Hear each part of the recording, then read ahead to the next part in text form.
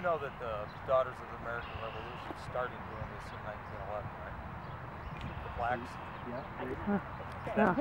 Again, what I tried to do in the book is give credit to anyone who actually did something instead of flapping their gums. And one of the cool things they did was they worked with Jens Jansen, the famous landscape architect.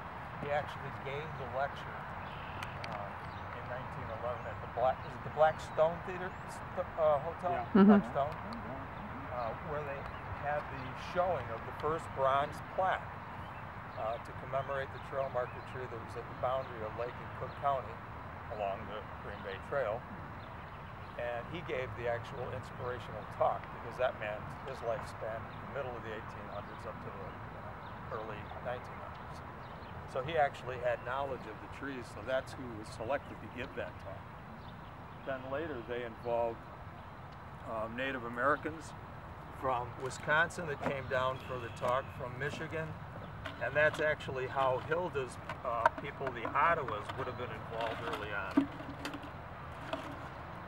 being part of the other ceremonies that went on in the Secretary of Interior, Harold Ickes. His wife was with the DAR. They formed a group, or a yearly event in 1928 to put another plaque at a tree in Glencoe, where Jim's family was from. And that involved, I mean, we have proof, again, in the photos, it's the local mayor. It's Boy Scouts with little World War I type hats and leather boots going up to their knees. 3 different chiefs. We don't believe they were Potawatomi because they had headdresses, and I don't think the Potawatomi traditionally wear a headdress.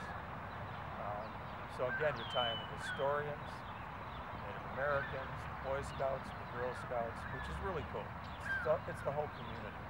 But the point is they did those plaques, and more people learned about the trees where I grew up. It was just part of your growing up. You're like, oh, trail trees. Yeah, of course. What are you, nut? You don't know about that? You know, I mean, they last.